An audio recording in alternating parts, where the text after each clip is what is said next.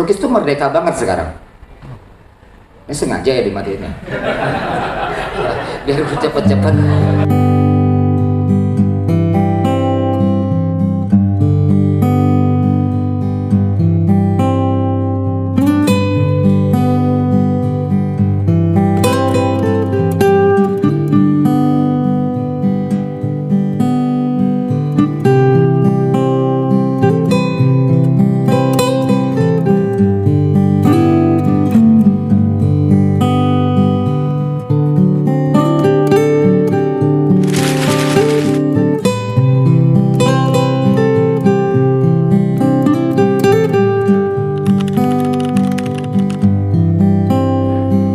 Jadi pameran ini judulnya keren banget ya, Bandung Painting Today gitu. Sebetulnya sih gampang ya, buat Jogja Painting Today atau Jakarta Painting Today sama aja sih sebetulnya. Artinya yang akan tampil adalah keragaman seni lukis kontemporer gitu. Nah ini sebetulnya paradok seni lukis di era seni rupa kontemporer ya, yang sering disebut atemporal gitu. Ini kalau kita nonton pameran ini tuh ada yang abstrak dari tahun 50-an udah ada, dari tahun 20 udah ada, realis juga demikian, yang segala macam gaya sebetulnya tidak berujung pada zaman kita sekarang. Itu atemporal. Kedua, pluralisme dalam seni rupa kontemporer berefek ke seni lukis. Jadi nggak ada gaya tuh yang kemudian dominan. Kita lihat aja di Bandung nih, nggak hanya di Bandung, di Jakarta, dimanapun di seluruh dunia ya macam-macam aja. Dalam satu kota yang kepadatan seniman lukisnya banyak, pasti beragam. Nah ini salah satu karakter seni lukis kontemporer. Dulu ada masanya di Bandung itu, ya Bandung mah laboratorium barat diganyang sama Jogja yang realis ya. Jadi pada saat itu identitas kota itu juga terlihat dari ideologi pelukisnya. Dan mungkin sampai tahun-tahun 80-an juga yang namanya kritik ya, kita ingat ada Pak Sanento itu kritik jalan, seniman juga sering ribut gitu. Sekarang mah baik-baik saja kok, EGP yang penting gua melukis. Nah saya curiga, ini juga kecurigaan banyak pemikir seni tentang seni lukis itu terlalu dekat sama pasar sekarang. Cuman saya justru sebaliknya, untung masih ada pasar di Indonesia. Pasar itu sebetulnya di Indonesia satu-satunya pelaku kurasi, karena emang galeri-galeri ya. Nah cuman ada problem, kurasi itu macet karena kemudian kita nggak punya tradisi kritik, mati tradisi kritik kita. Mau kemudian yang serius, yang di media massa mati. Nah ini di satu sisi sebetulnya memerdekakan pelukis. Pelukis itu merdeka banget sekarang. Ini sengaja ya dimatiin ya. Biar gue cepet-cepet. Pelukis itu merdeka banget sekarang. Pelukis itu merdekanya luar biasa. Buat bahkan dalam beberapa hal yang penting terampil, mungkin yang penting punya karakter personal, jadi. Nah, kemacetan ini bermasalah menurut saya. Kalau kemudian kita ingat ada beberapa pelukis di sini ini kan lulusan perguruan tinggi, susahnya minta ampun jadi pelukis di ITB. Tapi itu jadi kemudian nggak signifikan gitu loh, kesulitan yang ditempuh itu gitu, karena nggak ada bocorannya ke publik. Nah, yang bocor-bocor ke publik itu palingan ya lewat galeri-galeri, tapi kan galeri juga punya keterbatasan gitu. Bandung yang jumlah penduduknya 3 juta nggak punya pabrik galeri yang disupport pemerintah. Kita butuh banget.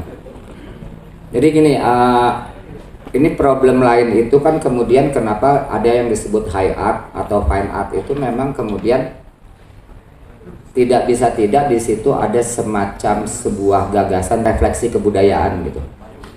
Jadi ada ilmu, teknologi, filsafat dan kesenian.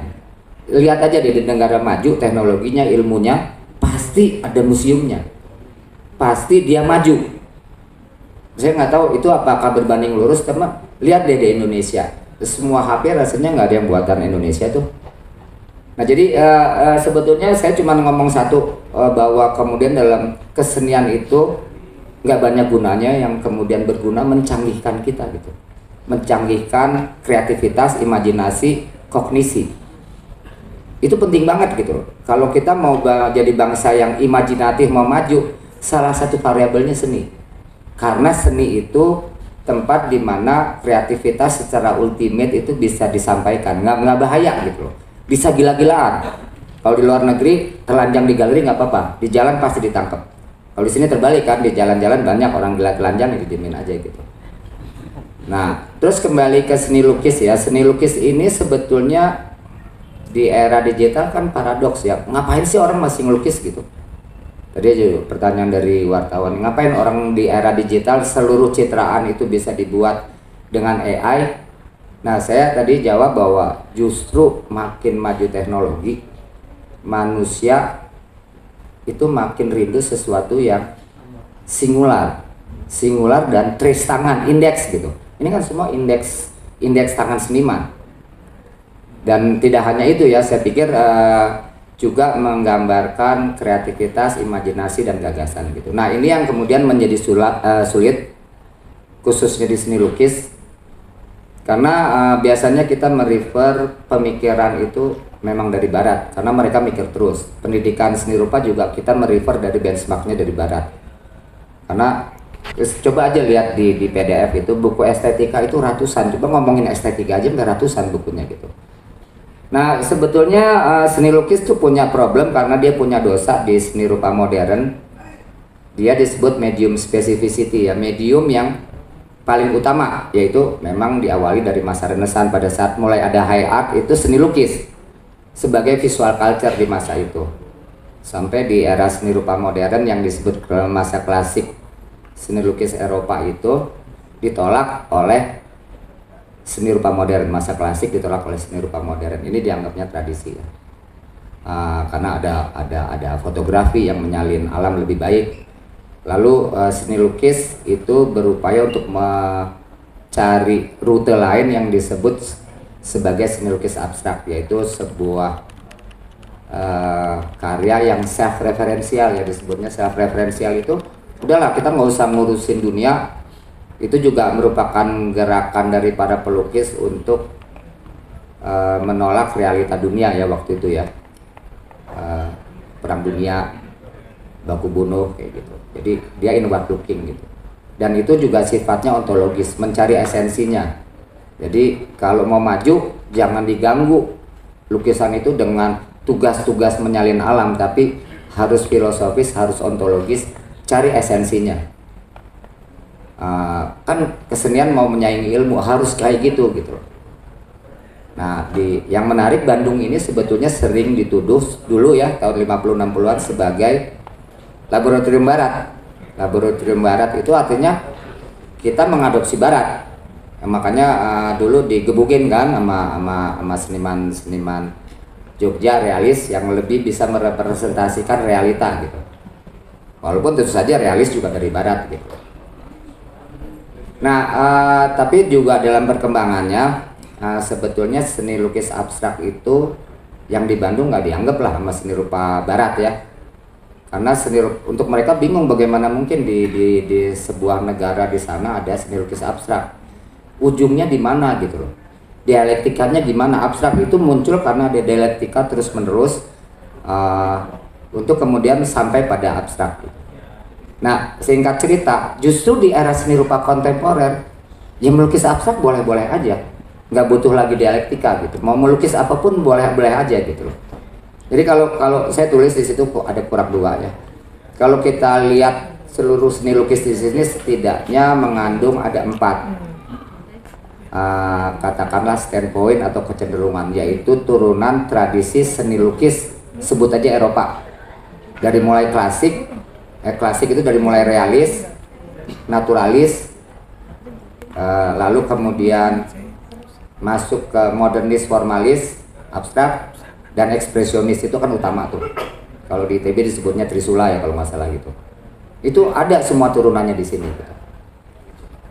Lalu kemudian yang kedua itu adalah expanded painting. Jadi dia painting tapi beyond gitu, tapi tetap dijejaki ada paintingnya. Mungkin karyanya siapa tuh? Pojok tuh agak-agak expanded painting. Lalu ketiga, ini yang paling populer kalau ke Art Jakarta banyak banget, yaitu tumpang tindih antara lukis sebagai fine art dengan seni populer. Jadi komik, ilustrasi, animasi, mural dipindahkan ke kanvas. Tapi singular ya, satu ya.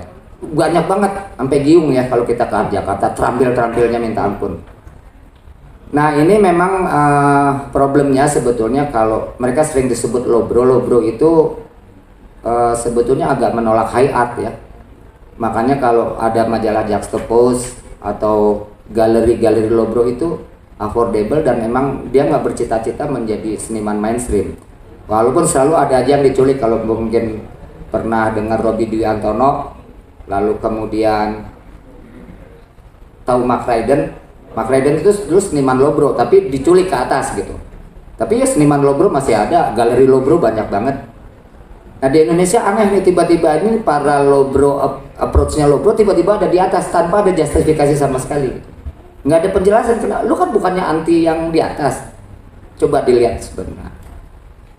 Saya tidak jadi persoalan untuk saya. Cuman yang kemudian jadi persoalan, kita nggak bisa menangguk aspek-aspek yang sifatnya kritikal dari situasi seni lukis seperti ini.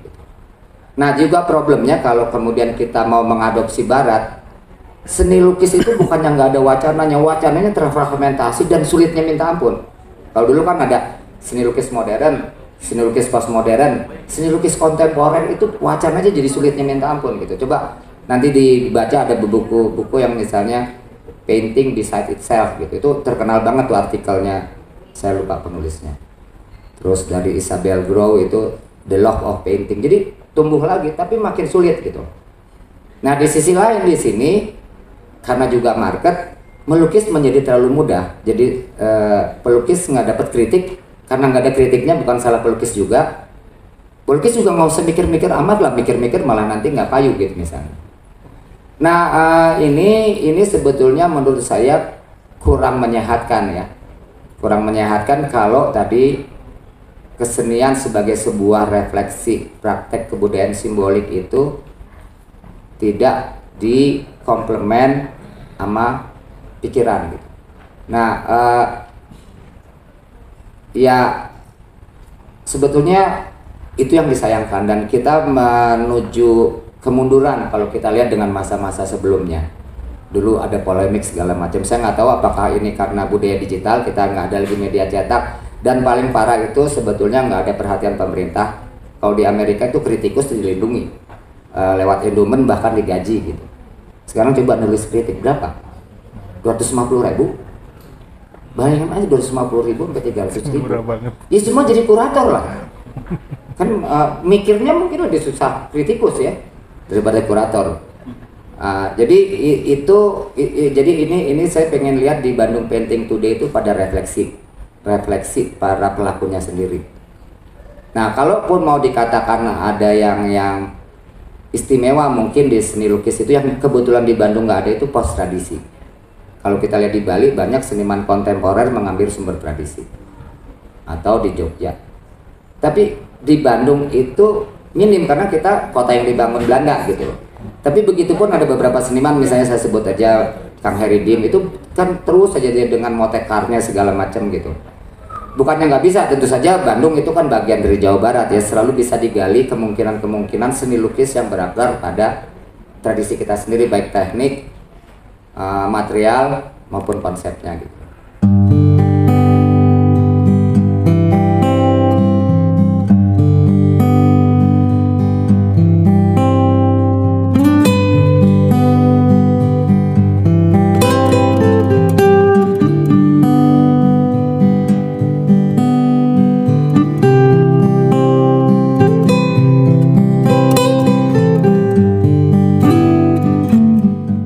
Kembali pada Bandung Painting Today ini juga satu lagi nih yang karakter Bandung nih, seniman Bandung yang recognize itu willingness-nya untuk tampil di kota Bandung itu susahnya minta ampun. Saya hampir nggak mungkin lah ngundang Aicu Christine.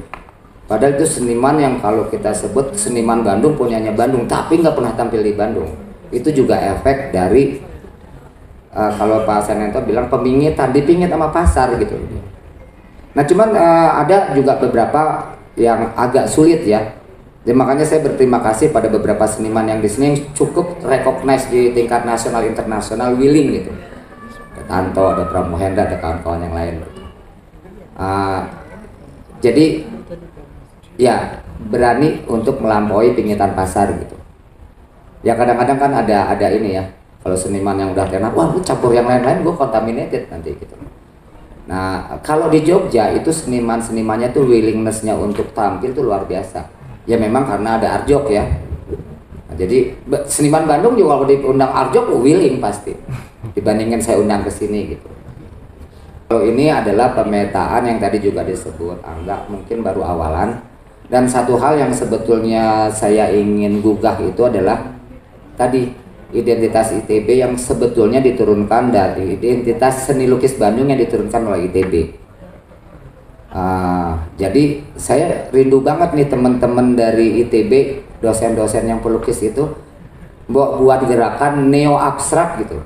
Harus ada diperbarui gitu loh, dan itu sangat mungkin gitu loh. Dan terutama memang kemudian identitas Bandung yang pernah disebut sebagai laboratorium barat. Nah kalau udah ini ada gerakan-gerakan kayak gitu mungkin menghela yang lain gitu, segala macam gaya gitu.